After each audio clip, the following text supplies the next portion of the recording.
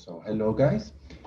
Um, I have some important news for you. In fact, uh, it's no problem, Luis, if you have microphone problems.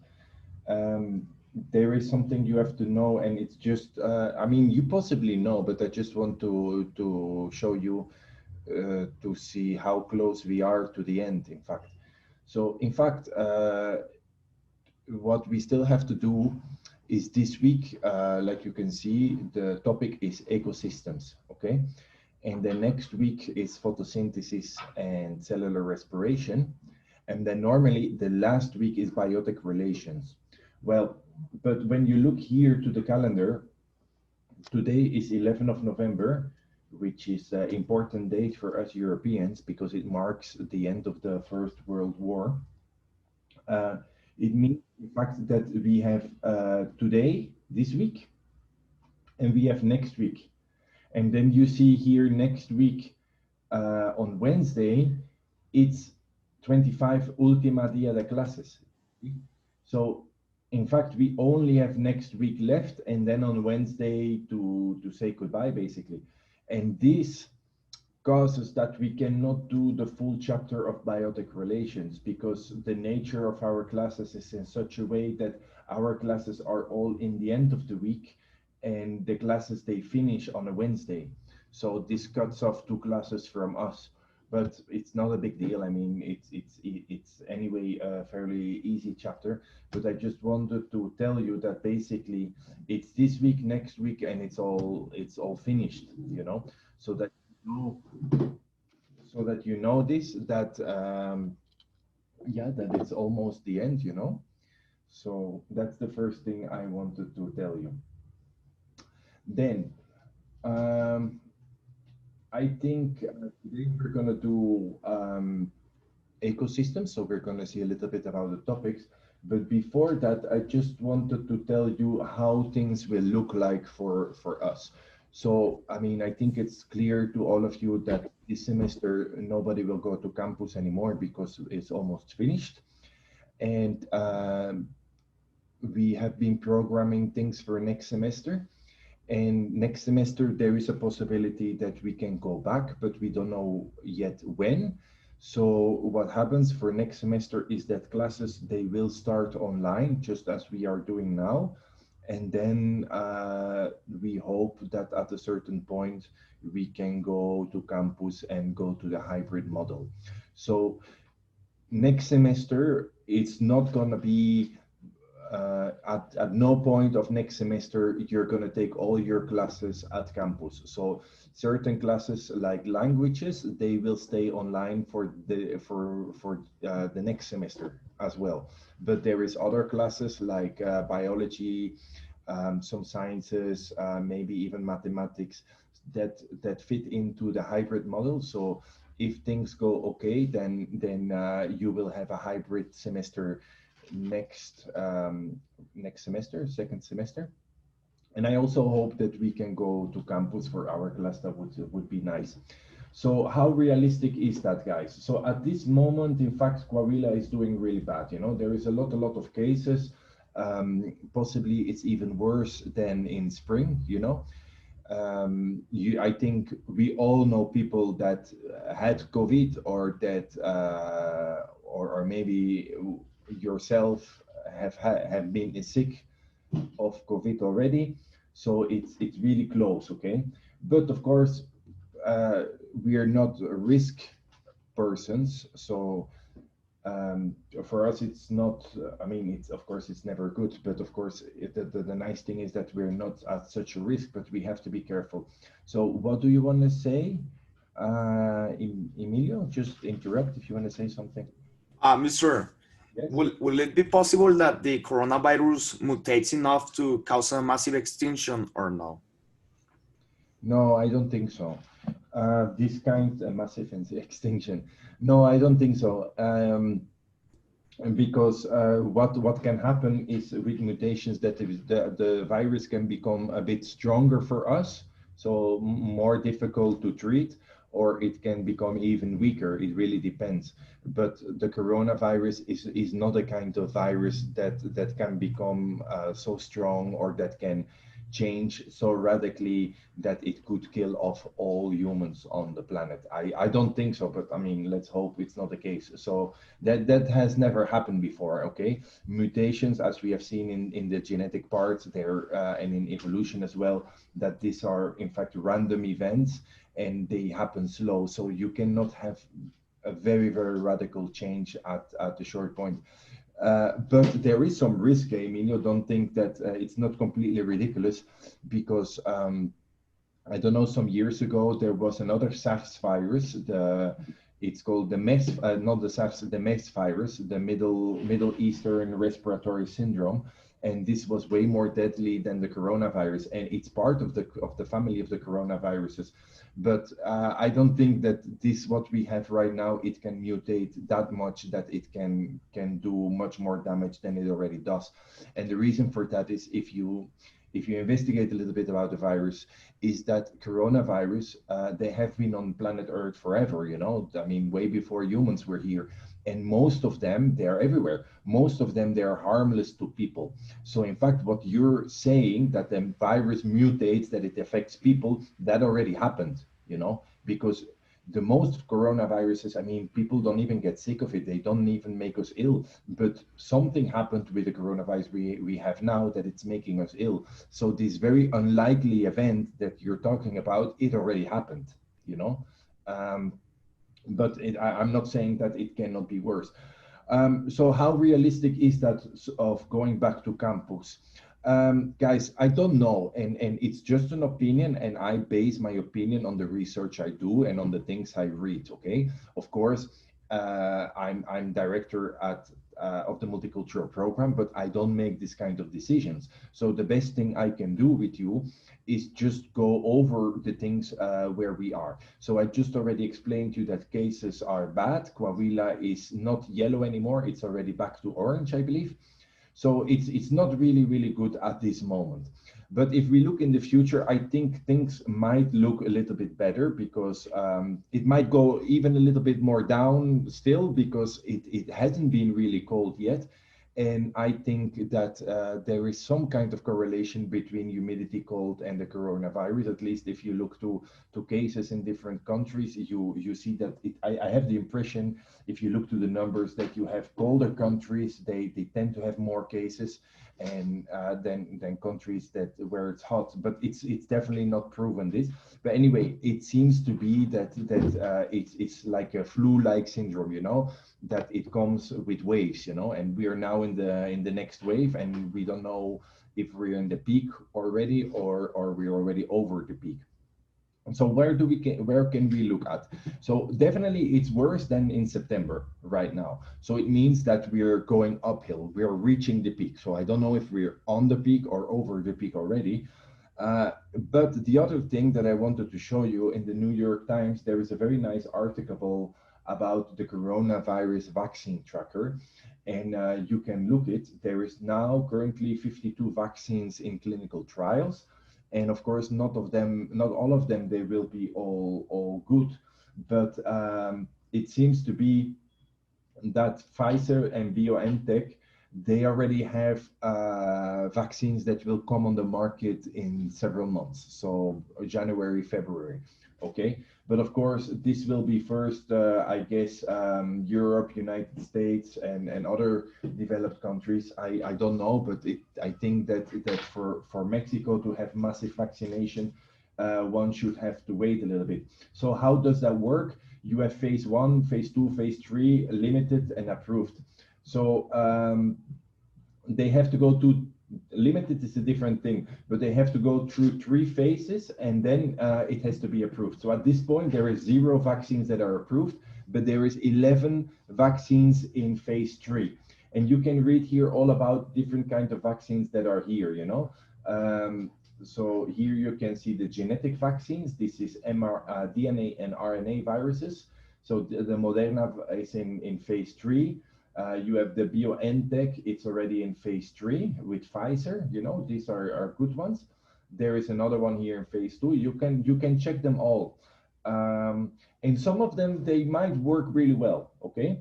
And here you have the vector vaccines. This is in fact vaccines that have genetically modified viruses, in fact, that carry the genes of the virus, but is not the exact virus. And they usually work really well. And you see there is also vaccines in phase 3 already, also from Johnson and Johnson. I used to work for Johnson and Johnson, very good company. So I just wanted to show you that there is a good level of progress going on in those vaccines. I Yes, really sir. yes. I have a question. Vaccines work like adding family family or cousins from the actual bacteria, right? Like, so your antibodies destroy them. Yes. I'm There familiar. is different types of vaccines, Emilio. You have vaccines that we call attenuated vaccines. This is in fact the real virus or the real bacteria that we almost kill, or we make them so weak that they cannot make us ill, but our immune system, they can develop an immune response, or like you say, build antibodies against this. But there's other types of vaccines like the DNA and the messenger RNA viruses.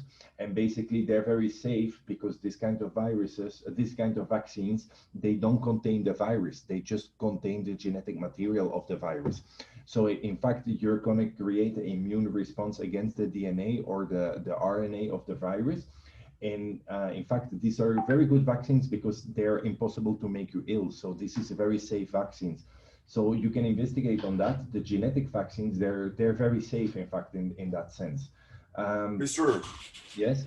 And with the genetic vaccines, can it cause like a secondary effect, like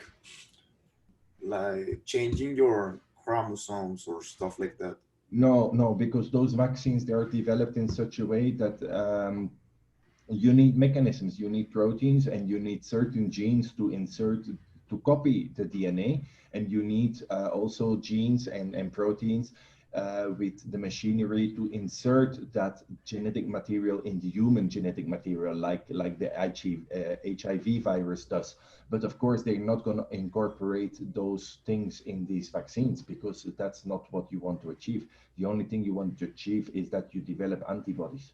Okay, so uh, basically, what I see is that we will have a vaccine in the coming spring. Okay, even in Mexico it will be available, but it will not be available for us. Okay, even in Europe, what I investigated about it, it seems to be that those vaccines will be first given to the risk people, so older people, sick people, people that have already certain conditions. And that's good for us. I think it will already diminish a little bit the amount of infection, but I think we still have to wait one more year before this virus is completely gone, and we can be completely normal again, like 1 year ago.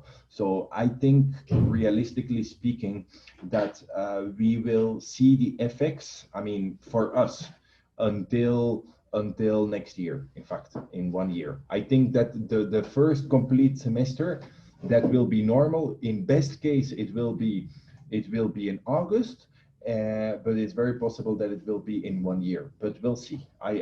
We don't know. It really depends.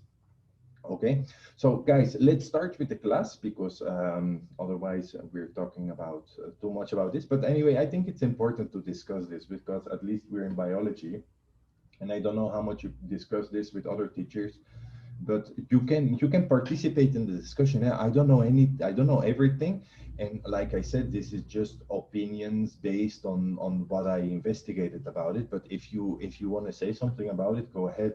Okay. Wasn't Mexico like in charge of producing vaccines for Latin America? Then we have the Yeah, Mexico does produce vaccines, um, but it all depends who pays most, Santiago, because those early vaccines, they cost a lot of money to those companies, and what those companies want is, of course, profit. But how can you make profit ethically? Everybody agrees you cannot abuse this, but they invested a lot of money in the research and development of these vaccines, and of course this has to be paid back. So the first vaccines that will come out, I mean, even on the low scale, you have to think the one that I read about, the one of Pfizer, I believe, it will you will need two injections, and each injection will cost about $20. So it's already $40 for one person to be vaccinated. You can say, yeah, $40 is not that much, but for certain people it is a lot, and that doesn't include the cost of distribution and all of this. So and the profit of the distributor. So likely the cost is even going to be up, because the pharmacy has to win something, the transport companies have to win something. So I don't know how much the price in the end will be, but if let's say it's $40 for each person, and there's 130 million Mexicans, and the government is going to pay it because everybody has the right for the vaccine. So we're talking about a lot of money here, that is maybe not very possible in the beginning for everybody. So I think we have to wait and see in this thing. Teacher, Yes. couldn't like tech buy vaccines for their students and the students pay for them, so we're all like vaccinated, and that just makes it easier to go back to campus. Yeah, I don't know what is tech policy around this. I don't think that tech will do that. Maybe we don't. I really don't know. I cannot make any claims around this. Um, Don't you think it's very they'll have can you repeat that, Jose Rebel, because I didn't catch it.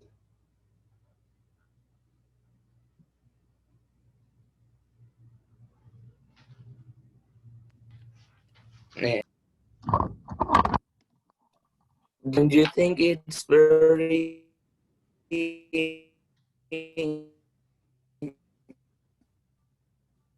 premature the launch I'm point I'm of sorry, Jose Rebel. I don't understand it. It's something wrong is with your audio. I don't know. So other students can listen to it or not? No. no? No. Okay. No, he I lagged. think I already fixed it. A ver, try again, Jose Rebel, because I mean you tried once, but it's really not possible to understand what you say. It's like the sound is extended or something.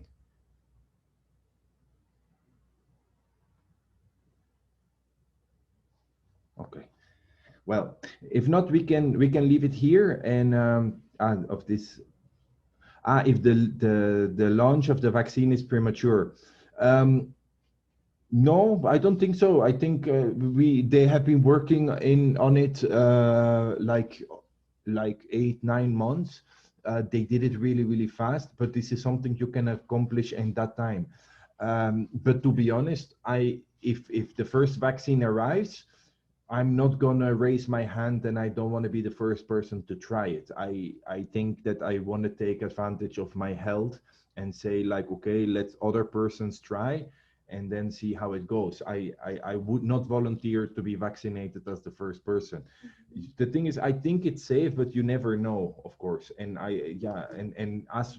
as I am not really a risk person, I don't think I should be the first person to try it. Um, but premature, not, because look at the damage what is done, Jose Ruel. I mean, economically, so many people lost their jobs, hotels, restaurants, tourist industry. I mean, there's big problems in the world in this sense. There a lot of damage has been done, and we have to start fixing it, or it will even become worse. So let's go to the content of ecosystems, guys. It's very simple what we're going to do today, but we have to see it, okay? So ecosystems, in fact, is what you have all around us. And I really like this topic, but unfortunately, we cannot go in all the details of all kinds of different ecosystems, but ecosystems is basically everything, is nature around us, okay? It's jungles, deserts, tundra, forests, everything, everything that has not been touched by humans, is an ecosystem. And each ecosystem has biotic and abiotic factors, okay? And biotic factors is in fact factors that are living. So an ecosystem consists out of those two factors, the biotic and the abiotic factors. So the biotic one, it refers to all the life in the ecosystem. So it's the birds, the plants, the insects, everything that is alive, the living factors, okay? The factors that respond to the characteristics of life, okay? And then aside of that, each ecosystem has the abiotic factors, which is where all that life is settled, you know. So this is in fact the physical or the non-living factors, and each ecosystem is made out of these as well. So it's the rocks, the stones, the wind, the sun, the rain. It includes how hot a certain place is, how cold it is. So it's everything that makes an ecosystem that is not alive. Okay. So they give the structure to an ecosystem, and they are very essential part of it, because the rain and the sun, each ecosystem needs that. Winds, rocks, soil, all these kind of things. Without this, life cannot exist.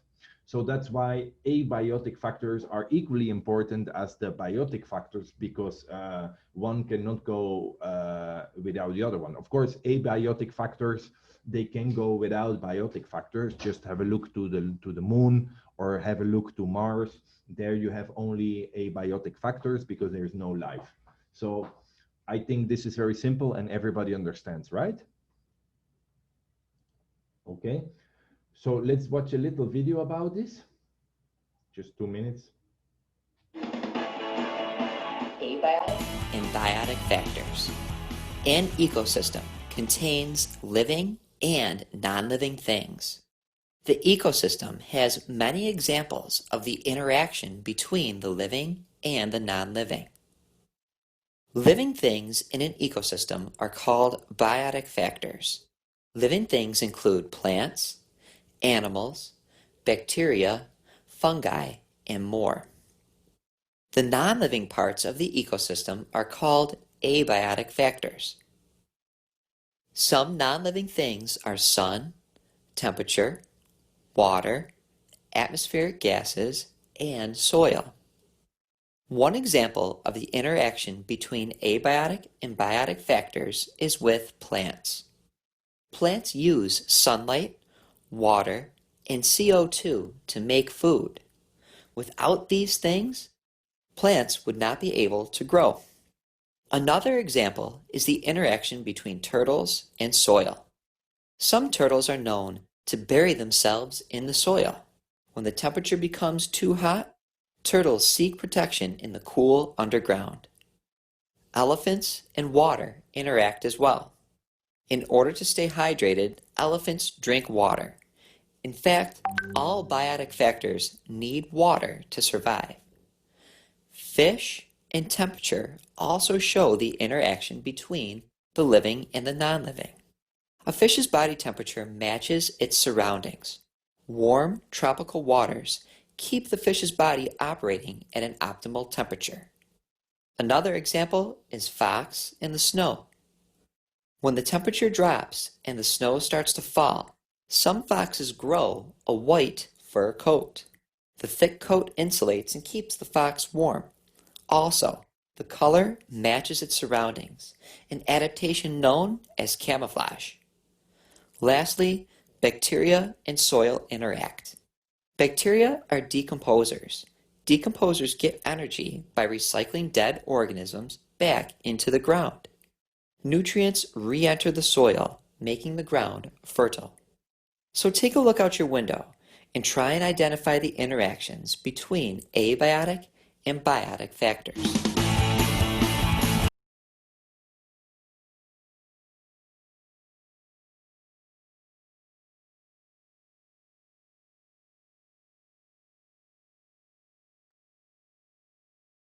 Okay, very simple. Biotic and abiotic factors. How do I reduce this? I don't know how to go back. 1 second. There it is. Okay. Okay, and look at this slide as well, that every ecosystem has levels, okay? You have the organisms, this organism lives in a population, the population in a community, and if you take the communities together, it's the ecosystem. We have seen this already in levels of organization, so it's not something new. So let's do a little test here. I mean, I think nobody has a problem with this. So the deer, does it go to biotic or abiotic? Biotic. Biotic. Okay, water, Abiotic. Abiotic. abiotic, wind. Abiotic. Okay. Well, Mister, the wind doesn't carry some bacteria. Sorry? The wind doesn't carry bacteria or viruses. Viruses, yes. Bacteria only if they're mixed with water, but the wind, yeah, maybe if they have to be on something, but they can spread it, but it doesn't matter if the wind spreads it or not, because bacteria will always be biotic factors. Just as the fish, where would they go? Biotic. Biotic. Biotic. Fungi. Biotic. Fungi is not only mushrooms, guys. Fungi is what you have. It's what you have on the rocks in ecosystems. It's what you have on the walls in your house if there is humidity. This is fungi is what you have on spoiled food. You know, did you ever see that? If you leave the tortillas too long, that it becomes like green fungi on top of it. In fact, this is a kind of penicillin. Did you know that? If you have oranges or tortillas or bread that spoils and you see this green fungi on it, in fact, you can perfectly eat it. It's like a natural antibiotic, and you will be absolutely fine if you eat it. I have to be honest, I also don't eat it, but that's Mister, yeah. I have a trauma because there was a yogurt in the refrigerator like for a month and nobody ate it. So one day I say, I am hungry for some fruits with yogurt, and I take a yogurt and there was a piece of fungi this size, like really? blue. Yeah. Okay. Yeah, it looks disgusting, but in fact they're very innocent. Well, I put already rocks there. The thing is that spoiled food, it doesn't make you really ill. I mean, it makes you ill, but I'm talking about spoiled plant food. What generally makes you ill is if you eat spoiled meat. You know, you can perfectly eat like spoiled bread or something. It can make you ill, but never as ill as spoiled meat. Always be very careful with meat. I also tell that to my children. If you have any doubt that the meat is spoiled, don't even take the risk. But if you have, for instance, una olla de frijol y se puso ácido, and you would eat it, I mean, the worst thing that happens is that you get like a little diarrhea. You're never going to be super ill because it's just fermented a little bit, and most likely you're not even going to get sick at all. It's just going to taste ugly, and you're not going to eat it. But with spoiled meat, you sometimes don't detect it. So keep that in mind. What I tell you, spoiled meat is really bad. So temperature, where does it go? Abiotic. Abiotic. Trees goes to biotic, of course. Sun energy. Abiotic. Abiotic. Yeah, everybody gets this right. This is so easy that I think even in primary school we could do this. Okay, so let's go to the next thing. What is the difference between a habitat and a niche? Okay, that's a little bit more complicated. So let's read it. Who can read what is a habitat? Which is the simple thing. A habitat is an area where an organism lives. Okay, so the habitat of certain organisms, they can be really big or they can be really small. Okay, so it includes everything where the certain organism lives. Okay, keep that in mind because it's important to understand what niche is. And niche, sometimes people don't understand really what it is. So who can read what a niche is here? Niche is the role or position that an organism has in its environment. An organism niche is how it needs for food, shelter, and reproduction. Okay, so how would you describe that with your own words? What is this niche? Like, do you know the monarchy pyramids for the high? Yeah, of course. Like, there's the king is like the top part, the nobles is like the second tall one, and you go until Yeah, the down. perfect, Emilio. It's exactly that. In fact, the niche includes a little bit the position and the importance of a certain organism in its habitat and in the ecosystem. That's the niche. It's in what is the relations with the other habitats and the other niches of other species. And that's what we're gonna learn in a moment. Let's first watch this video about the difference between habitat and niche, and then we will see. Welcome to Moo Math and Science. In this video, I'd like to talk about habitat and niche. A habitat is an ecological area where a plant, animal, or individual lives. It may be an island, a tree, or even a rock ledge. The habitat is where an individual can find food, shelter, protection, and mates. A niche is the role, job, or position that an individual has in its environment. A niche may also include what the individual eats, how it interacts with other living things, and also how it interacts with non-living factors. I'll give you two examples. First, I've taught at the same school for many years, and even the same room for most of these years. This would be my habitat. I teach life science at this building, so this would be my niche. Miss English teaches English, and Mr. K teaches social studies. Each of those are their niche. We all live in the same habitat, and we have our own niche. Let's take a look at a real-world example. The Galapagos Islands are islands located roughly 600 miles west of South America. There are several types of finches, a type of bird that lives on these islands. Their habitat would be the Galapagos Islands. However, the different finches have their own niches. They each eat different types of food. The warbler finch has a thin beak for eating insects. A ground finch has a short beak for eating seeds left on the ground. And a cactus finch eat cacti seeds. Each finch has their own niche that allows them to survive and prosper in the same habitat as the other niches. So there we go, ecological habitat and niche. Thanks for watching, and Moo Moo Math up.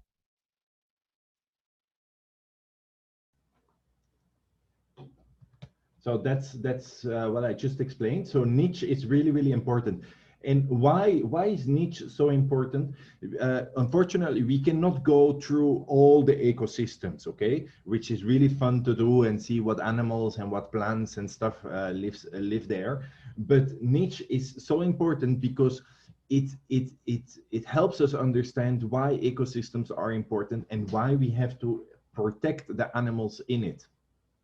And not only the animals, also the plants, because that's what Emilio just says.